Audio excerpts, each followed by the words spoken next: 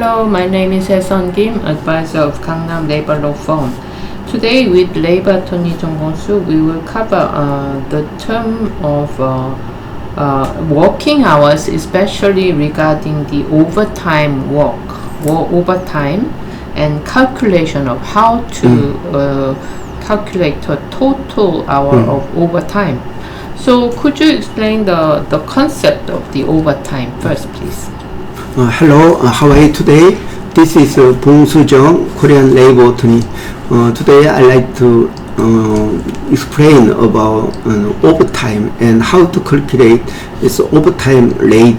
So what is overtime? Then any working hours exceeding contractual working hours, we call it overtime work. So then what is a contractual working hours? What is a contractual working hours? It means employer and employee agree to work within the legal standard working hours. So according to Article 50, legal standard working hours are like weekly working hours shall not exceed 40 hours excluding recess period. Also, the daily working hours shall not exceed 8 hours, excluding recess hours, recess period. So that means 8 hours per day, 40 hours per week. So this is legal standard working hours. So contractual working hour means so employee and employee agreed within legal standard working hours. So most companies they adopt. They introduce their contractual working hours like daily, 8 hours per day, 40 hours per week. So any hours exceeding those contractual working hours is regarded as overtime, because the contractual working hours, and when employee complete the contractual working hours, then they receive the wage. So usually monthly wage. So monthly wage represent the contractual working hours. That means if employee work beyond or more than contractual working hours, then employee should consider overtime pay. So those hours they work additionally we call overtime. So how to calculate overtime is so we have to calculate hourly wage. So then hourly wage times number of working hours, number of overtime work. So if employee worked 2 hours, then the 50% additional the overtime rate should be added. Then for 2 hours work, employee should pay 3 hours work allowance. So then how we calculate is based on hourly wage times number of overtime work. Then 3 hours amount should be paid for 2 hours work. So why there is 50% is government try to restrict overtime work, because it is very harmful for the physical condition. So we are not machines, so we are acceptable for working like 8 hours per day, 40 hours per week, but more than such a contractual working hours is not good for health. So to decrease overtime work, that's why the government put the overtime rate additionally. Yeah. I see. So recently one of our client has asked about the method of calculation of overtime, especially because some of their staff, they have been coming earlier than the start of the work, and then they have been leaving a little bit late, not up to 1 hour, but like 30 minutes earlier and 15 minutes late. So they was very they want to know exactly how to consider, whether they can consider that as an overtime, and if it's the overtime, what is the calculation method. So what can you give the advice to them? Yeah, I think whether it is regarded as overtime or not, I think it's a very controversial issue. So employee choose to come to work 30 hours or 1 hour early. Also, they stay longer than the finishing time for each day. So they're supposed to finish at like 6 p.m. Then voluntarily they stay for additional 30 minutes or some around such a time. Then whether company have to pay their overtime for early attendance or late leaving. So in this case, we have to know whether such additional time is working hours or not.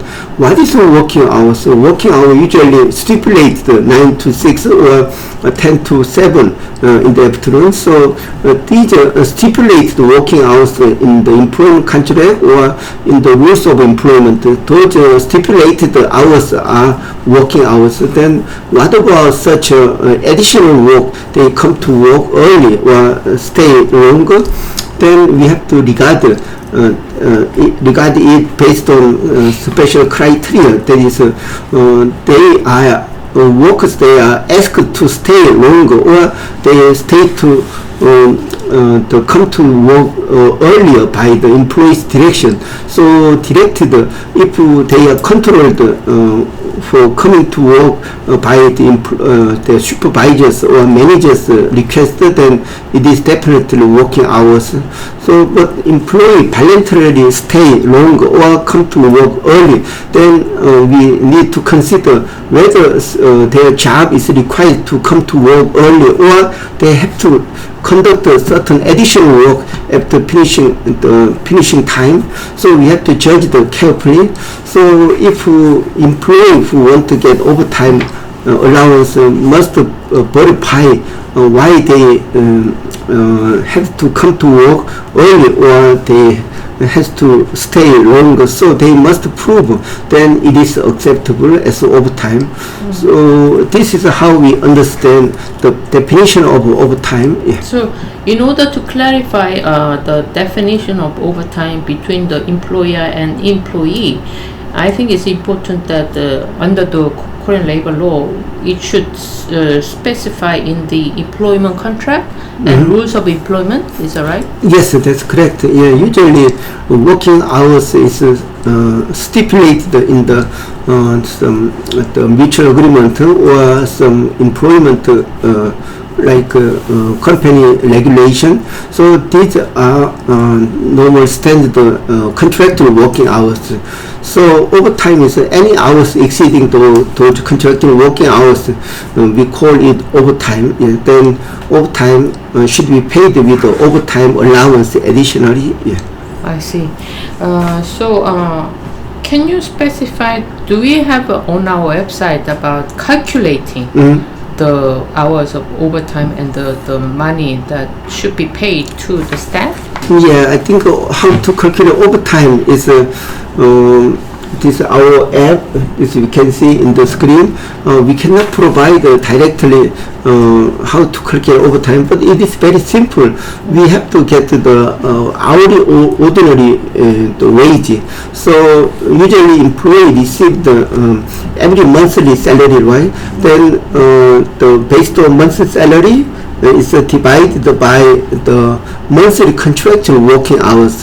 Then how many hours can be a monthly contractual working hours. So we have to calculate actual their work. So if they work 40 hours per week, then in this case we have to include 1 day, like 8 hours additionally. We call it the weekly paid leave. So we call paid Sundays, and then 40 hours plus paid weekly the holiday, we call maybe Sunday, then 8 hours. Then we regard to 48 hours is working hours per week. Then in a month there are 4.3 weeks. Then you can get 209 hours. So 209 hours based on monthly ordinary wage divided by 209 hours. Then you can get the hourly ordinary wage.